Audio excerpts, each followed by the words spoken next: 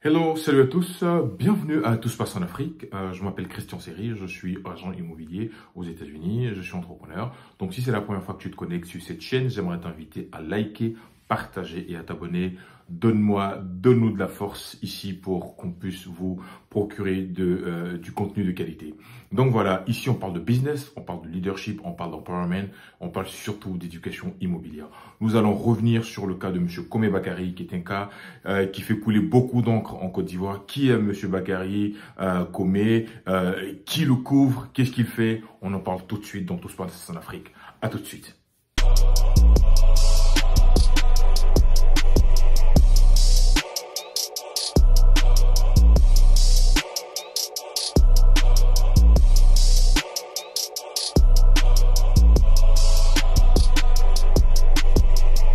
Hello, donc voilà, bienvenue encore, je vous souhaite la bienvenue. Donc je suis Christian Séry, donc je suis agent immobilier, je suis aux États-Unis. Si c'est la première fois, comme je dis, like, partage, abonne-toi. On va reparler du cas de Monsieur Komé Bakary. Bien avant de parler de ça, c'était des faits, hein. C'est un constat que j'ai fait. J'ai remarqué que 30 ans en arrière, 20 ans en arrière, 25 ans en arrière, on n'avait pas autant de problèmes dans le foncier. C'est vrai que le business de l'immobilier, la vente de terrain, ça a toujours été un business florissant, mais ces dernières années, il y a vraiment eu un boom de l'immobilier, on peut le reconnaître, mais il n'y avait pas autant de problèmes en termes d'immobilier, en termes de foncier. Il y a toujours des problèmes partout, hein, en termes de foncier, hein. Mais je veux dire que ces dernières années, on n'a jamais connu autant de problèmes chaque jour, et ce sont des gros cas. Je sais que ma grande sœur, certainement qui me regarde, en 95, elle était déjà dans l'immobilier, sur Cocody, à Abidjan. Je me souviens pas qu'elle ait pu nous raconter des gros problèmes. Il y a toujours, bon, la plupart c'était des problèmes entre la chefferie ou les propriétaires qui vendaient à de multiples personnes. Et donc bon, c'était fréquent, hein, surtout à Abidjan, avec les Ibriers. Bon, ça arrive, il y a toujours des personnes partout, il y en a. Mais j'ai constaté personnellement que ces 10 dernières années, il y a vraiment un vrai problème du foncier. Et le constat que je fais, je ne sais pas ce que vous en pensez, mais le ministère travaille beaucoup. Je vois qu'il travaille beaucoup pour mettre des mécanismes en place pour pouvoir réguler la question du foncier. Mais j'ai remarqué que plus on met des mécanismes et des solutions, j'ai remarqué que plus il y a ça, plus il y a des problèmes. Donc je ne sais pas, est-ce que les solutions ne sont pas adaptées? Est-ce que des solutions là ont des failles dans lesquelles les personnes ont vite capté les failles dans le système qui est mis en place pour pouvoir s'octroyer des ACD? Et donc voilà, ce sont des questions qu'on se pose légitimement, parce que c'est une question cruciale. Beaucoup de travail est fait pour pouvoir résoudre ça, mais plus du travail est fait pour résoudre ça, plus il y a des problèmes, les citoyens ont des problèmes. Donc il y a vraiment un problème. À la fin, je vais vous suggérer une solution, voilà, à discuter. Revenons sur le cas de M. Komé. On se lève au matin, on apprend le cas de M. Bakary Komé qui spolie, on va dire littéralement, c'est ça le mot, il spolie les gens, il dépossède, il exproprie les personnes, parce que ce monsieur, il n'agit pas seul, parce que une personne lambda ne peut pas se permettre comme ça avec, j'allais dire, confiance. Tu arrives et tu fais la loi, tu as des ordres de détruire. En fait, beaucoup d'images circulent ces dernières semaines sur M. Komé Bakary.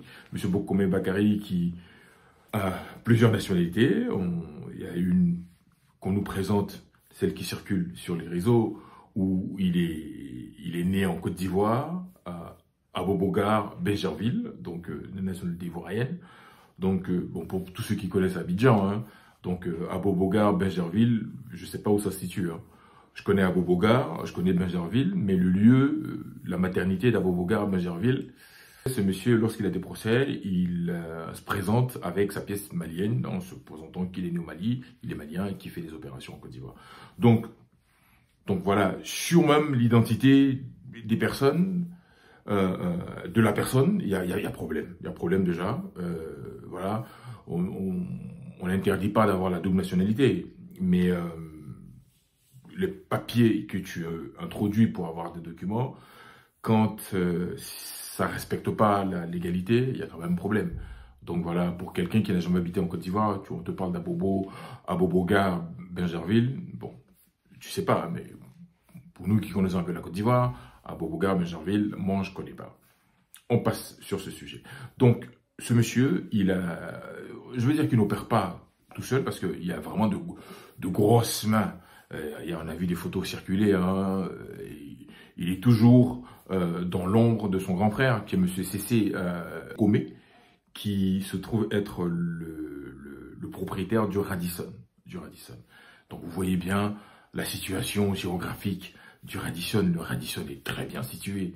Sorti de l'aéroport, le Radisson est juste au bord de la route, pas loin du parc d'exposition. Donc il a vraiment une place préférentielle pour construire son Radisson. Et donc c'est lui tient son petit frère par la main et qui l'introduit. On a vu des photos où il pose avec des personnalités du pays. Et donc voilà, ce monsieur n'agit pas seul et tu sens qu'il est soutenu et tu sens qu'il a vraiment toute une armada derrière lui qui lui permet d'opérer comme il opère. Et je trouve que c'est dommage à tel point que l'on se pose la question, est-ce qu'il est intéressant même de venir investir en Côte d'Ivoire? Je me suis posé vraiment la question. Hein. Je me suis vraiment posé la question, est-ce que ça vaut la peine d'investir en Côte d'Ivoire? Moi, je vois plutôt les autres pays de la sous-région.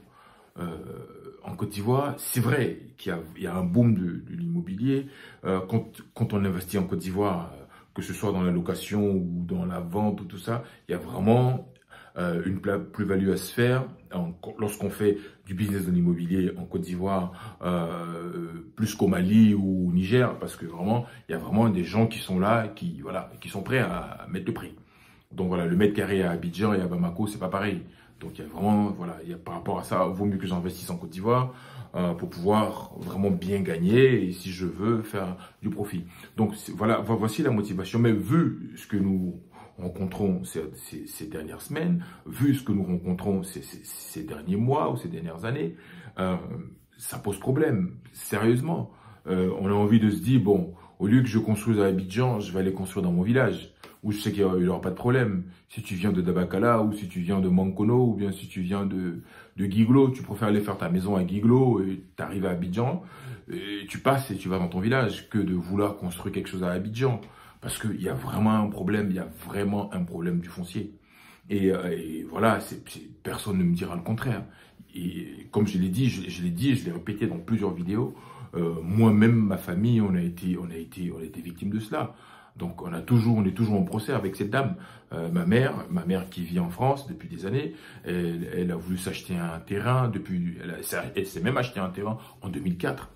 Donc pour construire sa maison, donc elle a construit la maison et une dame qui est sortie de nulle part, la maison était déjà sortie, elle est sortie de nulle part avec ses caterpillars pour dire que la maison, tout le terrain, tout le lot dans le quartier lui appartenait depuis 91. Donc elle avait demandé qu'on lui paye 6,5 millions, on lui a payé 6 millions, il y aurait 500 000, on veut lui donner le reliquat, la différence, la femme commence à faire des soucis, elle commence à faire des problèmes, Parce qu'entre-temps, comme je dis, le terrain a pris de la valeur et donc il vaut plus 6 millions, il vaut maintenant 15 à 20 millions parce que beaucoup de personnes sont allées habiter là-bas et il y a eu des immeubles qui sont sortis de terre depuis ce temps. Donc vraiment, c'est vraiment un réel problème. Un réel problème. Comment on arrive à régler cette situation du foncier? Moi, je pense que du travail est fait, est en train d'être fait au niveau du ministère. Mais est-ce qu'on a pris le temps d'écouter les citoyens, de cerner des vrais problèmes liés au foncier? Pourquoi je dis ça? Parce que l'on pourrait lancer, par exemple sur Abidjan et dans le Grand Abidjan, ça c'est ma suggestion au niveau du ministère, une consultation vraiment nationale, où on prend 3 jours, une semaine, où on se retrouve, ou un cahier même, où les gens viennent écrire tous les soucis qu'on rencontre sur le foncier. Parce qu'apparemment, quand c'est la vente de maisons, ou la vente d'immeubles, ou la vente d'autres biens immobiliers, on n'a pas de soucis, mais c'est que sur la terre. C'est que sur le foncier qu'il y a du problème. Je suggère une consultation vraiment à grande échelle nationale sur le foncier, où on viendra écouter littéralement. Parce que là, c'est juste la surface de l'iceberg qu'on voit. Hein. Il y a vraiment d'autres qui ont des gros problèmes. Voilà, parce que ce qui est en train de se passer, il y a une vraie volonté. Il y a une vraie volonté de vouloir dépousser des personnes. C'est-à-dire que le monsieur Comé qui opère, il est dans un système, il a une vraie volonté de vouloir dépousser des personnes. Comment une personne, la dame qui raconte son histoire à Angers-Château, elle a construit son immeuble, tout était là, le mec est venu détruire et lui revendre encore le même terrain à 50 millions, elle a refusé, et il a revendu à une autre personne. Et il y a une dizaine de personnes comme ça qui sont en procès avec M. Comé. Donc il y a un vrai problème. On doit consulter les Ivoiriens, les écouter, comprendre quels sont les vrais problèmes. Je le dis encore une fois, il faut qu'il y ait une vraie volonté de le faire. Parce que si vous pensez que les solutions qui sont mises en place fonctionnent, mais on voit visiblement que ça ne fonctionne pas. Donc qu'est-ce qu'on peut faire? Une consultation permettra de déceler vraiment, parce qu'il y a des personnes qui ont, les villageois ont leur guide, et d'autres personnes s'amusent à mettre en place d'autres guides qui n'ont rien à voir avec les guides des villageois, et qui octroient des documents. Et la question, moi, sur quelle base, du moins, le ministère de la Construction s'assure qu'un document que je soumets au ministère de la Construction est authentique pour que je puisse obtenir un ACD. Donc voilà. Et moi, de ce qui ressort de tout ce que j'écoute, il me semble qu'il n'y a que le ministère qui comprend comment marche l'acquisition de l'ACD. L'Ivoirien lambda ne comprend pas. Expliquez-nous. Encore et encore. Moi, je prends un cas simple, un petit cercle, un plus rond, où on explique point A, j'achète un terrain, point 2, je fais ça, point 3, je vais au ministère, point 4, je fais ça, et d'expliquer de manière simple et concrète. Même avec toutes des explications claires, les gens... Voilà, ça c'est une manière de voir. Hein. En Côte d'Ivoire, tout le monde, c'est une mentalité que je déplore, tout le monde veut être riche, à une vitesse, mais c'est fou. Tout le monde veut être riche, tout le monde veut se faire de l'argent facilement. Même quand tu veux aider quelqu'un, des personnes, tu veux les aider, eux, dans leur manière de voir, comment est-ce que je peux soutirer des sous à cette personne? Donc c'est une mentalité aussi qu'on doit changer. Les gens voient l'argent partout, les gens voient l'argent partout. Même si l'argent répond à tout, mais il y a des principes divins. Tu arraches le terrain d'une personne, tu lui expropries, la personne pleure. Et tu ne sais pas ce que tu vas t'attirer dans le spirituel. Même si tu peux avoir des 10 000 marabouts, mais tu n'es pas plus fort que Dieu. Même le marabout, il ne sait même pas quand il va mourir. Donc voilà. Donc c'est une question vraiment très importante. Je voulais parler de la situation de M. Comé. Et des Comé comme ça, il y en a... Ouf. On a entendu parler de Balthazar en Guinée équatoriale, mais il y a des Balthazar en Afrique, dans nos pays, dont on n'a pas entendu parler. Donc voilà, donc l'histoire de M. Comé, bon, c'est lui qui s'est fait choper. Mais il y en a plein comme ça en Côte d'Ivoire qui ont pignon sur rue et qui prospèrent dans l'illégalité. Et je trouve que c'est pas normal. Mais ce qu'il faut retenir, la terre ne bouge pas. La terre ne bouge pas, elle change de propriétaire. Ça, c'est ce que je dis toujours. La terre ne bouge pas, elle change de propriétaire. Donc, tu as beau exproprier, on peut te le retirer, on peut reprendre cette terre-là, on peut la récupérer et lui l'attribuer à l'ayant droit. Donc voilà, merci en tout cas de liker, partager. Et donc voilà, je suis Christian Seri, je suis agent immobilier, je suis aux États-Unis. Si vous avez une personne qui est ici, ou bien si vous avez vécu aux États-Unis, que vous avez besoin d'acquérir un bien en immobilier, vous avez des questions, n'hésitez pas à me contacter, je serai ravi de vous aider. Je suis aussi agent tax preparer pour les taxes, c'est la saison des taxes ici aux États-Unis. Vous avez besoin d'un coup de main, je serai super ravi de vous aider. Et j'ai un livre qui sort très bientôt, on est en train de le préparer. Le titre c'est « Comprendre et maîtriser la gestion locative ». Pour tous les propriétaires de biens à but locatif, ce livre-là vous fera du bien. Que tu sois au Mali, au Sénégal, ça marche pour tout le monde. Allez, salut, partage et à bientôt. Allez, bye.